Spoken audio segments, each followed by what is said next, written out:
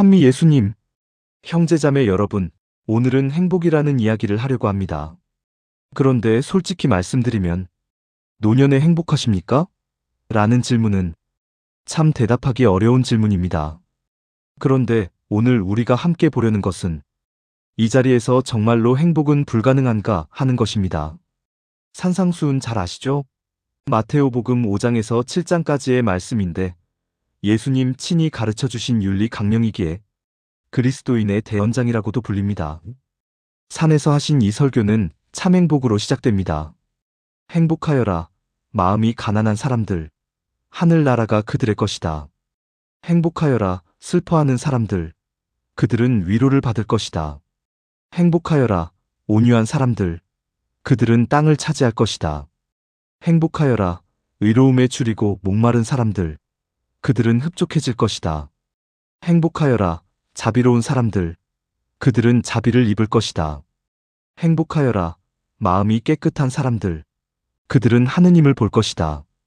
행복하여라, 평화를 이루는 사람들, 그들은 하느님의 자녀라 불릴 것이다.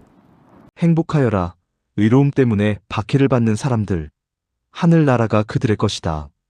사람들이 나 때문에 너희를 모욕하고 박해하며 너희를 거슬러 거짓으로 온갖 사악한 말을 하면 너희는 행복하다. 기뻐하고 즐거워하여라. 너희가 하늘에서 받을 상이 크다. 사실 너희의 앞서 예언자들도 그렇게 박해를 받았다. 산상수훈의 참행복은 우리가 익히 들어왔습니다. 8가지의 행복을 말씀하셨기 때문에 진복 8단이라고도 하고 팔복이라고도 합니다. 그런데 예수님께서 행복하다고 하신 사람들은 잘나고 강하고 성공한 사람들이 아닙니다.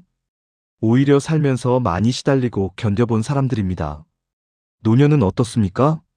많은 것을 잃어보았고 힘을 내려놓지 않을 수 없는 나이입니다. 그래서 노년은 참행복을 공부해서 아는 세대가 아니라 이미 몸으로 터득한 세대입니다. 참행복을 이해하기 가장 좋은 시기입니다. 왜냐하면 노년의 삶 자체가 이미 산상수훈의 언어와 닮아있기 때문입니다. 노년이 힘든 가장 큰 이유는 고난 그 자체보다도 여전히 젊을 때의 기준으로 자신을 평가하기 때문입니다. 그러나 신앙 안에서 보면 노년은 뒤로 밀려난 시간이 아니라 하느님께서 우리를 옮기고 계신 것입니다. 이 이동은 불행이 아니라 참행복으로 가는 방향 전환입니다. 참행복은 하느님과의 관계 안에 머무는 삶입니다. 그런데 문제는 이것입니다. 노년은 참행복을 이해할 수 있는 자리에 와 있는데 현실은 너무 고단합니다. 그래서 이런 질문이 생깁니다. 이렇게 아무것도 할 수 없게 되었는데 이게 정말 하느님께서 원하신 삶일까? 이 질문 앞에서 성경은 한 사람을 우리 앞에 세워줍니다. 바로 욥기의 욥입니다. 욥은 성경에서 흠없고 정직하며 하느님을 경외하는 의인으로 묘사됩니다. 그가 겪은 고난은 사탄의 시험이었지 죄에 대한 벌이 아니었습니다.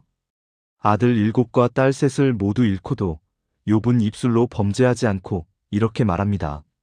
알몸으로 어머니 배에서 나온 이 몸, 알몸으로 그리 돌아가리라. 주님께서 주셨다가 주님께서 가져가시니 주님의 이름은 찬미 받으소서. 사탄은 이번에는 욥을 발바닥에서 머리 꼭대기까지 고약한 부스럼으로 쳤습니다. 욥은 질그릇 조각으로 제 몸을 긁으며 잿더미 속에 앉아 있었습니다. 그의 아내가 그에게 말했습니다. 당신은 아직도 당신의 그 흠없는 마음을 굳게 지키려 하나요? 하느님을 저주하고 죽어버려요. 그러자 욥이 그 여자에게 말하였습니다. 당신은 미련한 여자들처럼 말하는구려.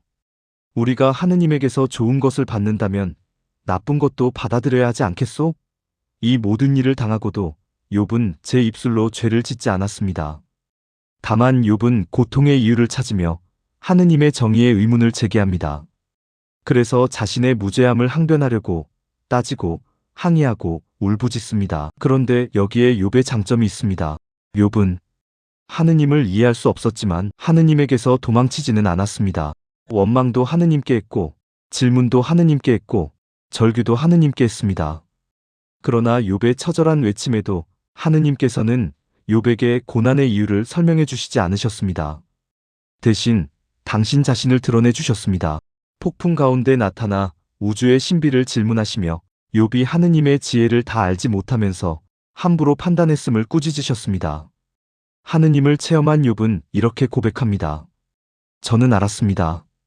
당신께서는 모든 것을 하실 수 있음을, 당신께는 어떠한 계획도 불가능하지 않음을, 당신께서는 지각 없이 내 뜻을 가리는 이자는 누구냐? 하셨습니다. 그렇습니다. 저에게는 너무나 신비로워 알지 못하는 일들을 저는 이해하지도 못한 채 짓거렸습니다. 결국 욥기는 인간의 좁은 시각으로 하느님의 지혜를 판단할 수 없음을 보여줍니다. 이제 십자가의 성 요한에게 다가가 봅시다. 그는 이렇게 소개되고 있습니다. 아빌라의 데레사와 함께 스페인 신비신학의 거장인 십자가의 성 요한은 1542년 가난한 귀족 가정에서 태어났다. 1563년 가르멜 수도원에 입회하여 살라망카에서 신학을 공부한 뒤 1567년 사제가 되었다. 그는 하느님께 깊이 몰입하면서 더욱 엄격한 수도회에 입회하려 했으나 아빌라의 데레사에게 설득되어 가르멜 남자 수도회의 첫 개혁 수도회에 입회하였다. 개혁을 반대하는 세력에 의해 투옥되기도 했지만 온갖 어려움 속에서도 가르멜의 산길, 사랑의 산불꽃, 어둠 밤 등의 저서를 남겼는데 그의 신비적 영성은 많은 수도자에게 관상의 길로 들어서는 등불이 되고 있다. 평상시처럼 기도하던 어느 날이었습니다. 앞에 있던 십자고상의 예수님이 갑자기 그에게 물으셨습니다. 너의 이 모든 수고에 대한 대가로 무엇을 원하느냐? 그는 놀라웠지만 주저없이 대답했습니다. 주님, 당신을 위해 고통을 받고 경멸을 받는 것입니다. 그는 이 신비 체험을 가르멜의 산길에서 이렇게 노래했습니다. 모든 것에서 만족하려면 아무것도 만족하려고 하지 말라. 모든 것을 가지려면 아무것도 가지려고 하지 말라. 모든 것이 되려면 아무것도 되려고 하지 말라. 그러나 그는 말년에 매우 깊은 어둠을 겪었습니다. 기도에도 아무 느낌이 없었고 위로도 확신도 사라졌습니다. 그러나 십자가의 성 요한은 말합니다. 이 어둠은 하느님이 떠나신 증거가 아니라 더 깊이 가까이 계시기 때문에 감각을 거두신 상태라고. 이것은 매우 중요한 통찰입니다. 느껴지지 않는 신앙이 약한 신앙은 아닙니다. 오히려 의지와 믿음만 남은 정화된 신앙일 수 있습니다. 욥도 십자가의 성 요한도 산상수훈을 실천하려 애쓴 사람들이 아닙니다. 인생을 살다 보니 어느 순간 산상수훈의 자리에 와 있던 사람들입니다. 노년의 삶도 그렇습니다. 붙잡을 것이 줄어들며 마음이 가난해지고 상실을 겪으며 슬퍼할 줄 알게 되고 다툼에서 물러나며 온유해지고 이렇게 살아도 괜찮은가를 묻게 됩니다. 이것은 실패가 아니라 이미 참행복 안에 들어와 있다는 표지입니다. 사랑하는 형제자매 여러분, 노년은 신앙이 약해지는 시간이 아닙니다. 말로 설명할 필요가 없어지는 시간입니다. 이미 많은 것을 느끼고 계십니다. 그 느낌의 이름이 바로 참행복입니다. 주님, 이제는 할 수 있는 것이 많지 않지만 당신을 갈망하는 마음만은 오롯이 남아 있습니다.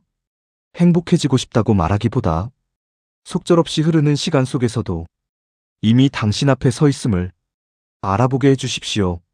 느껴지지 않아도 구원을 약속하신 당신을 신뢰하게 하시고 이 시간의 깊이를 참행복으로 받아들이게 하소서.